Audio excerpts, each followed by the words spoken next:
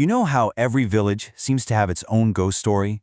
A creepy old house on a hill, a legend that kids whisper about. Well, today we're going to talk about one of those. But what's really fascinating is how sometimes the most terrifying legends are just a cover for a really painful truth. Let's pull back the curtain on the secret of a dreaded old mansion known as the Purani Haveli. Just let that sentence sink in for a second. It's so simple, right? But it tells you everything. It's not just about some scary building. It's about a fear so powerful that it literally draws a line on the map that nobody in town dares to cross. And that's exactly where our story kicks off, in the shadow of that forbidden mansion. So, how does a bunch of bricks and wood become a local legend? Where does a fear like that even come from? Let's dig into the story that had an entire village completely spooked. Okay, so picture the village of Poonpur. It was, by all accounts, a beautiful place, totally serene, filled with simple, down-to-earth people. But even paradise has a dark side, and in Poonpur, that darkness was cast by the Purani Haveli. It just stood there, this huge, frightening monument that everyone was scared of, even if they didn't really know why. And look, this fear wasn't just some vague feeling. Oh no, it got very real, very fast.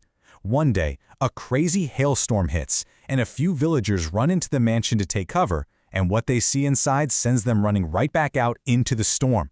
It was a mysterious old woman just muttering in a corner with this wild white hair. And just like that, the ghost story wasn't a story anymore. It was a confirmed sighting.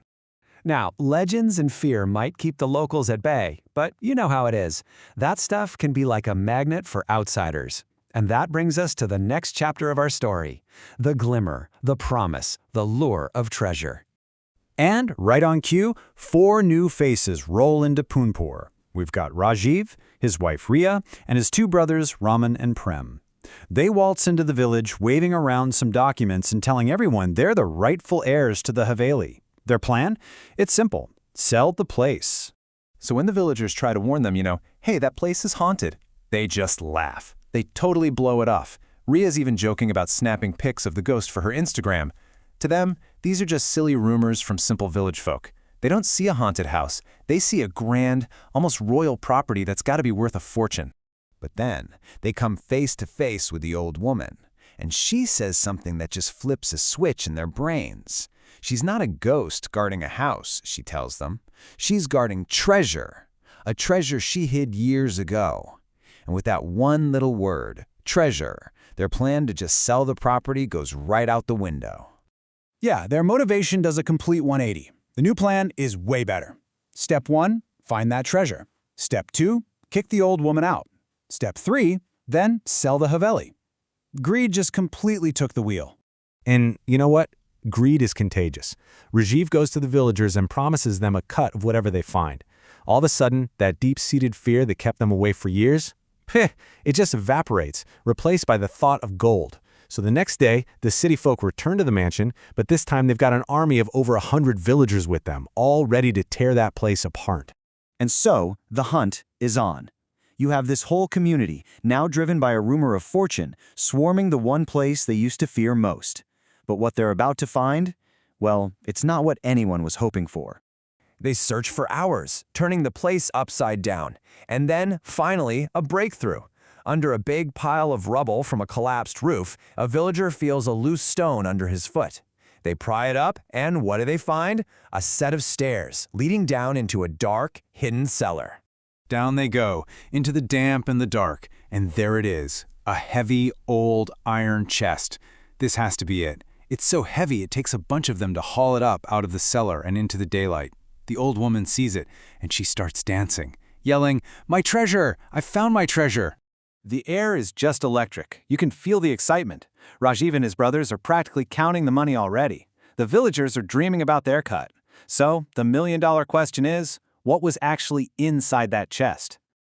They break the lock open. The lid creaks back. Everyone leans in, trying to get a look at the fortune they've just uncovered. But there's no glint of gold, no sparkle of diamonds. Instead, curled up inside the chest are the tiny, brittle bones of a child's skeleton.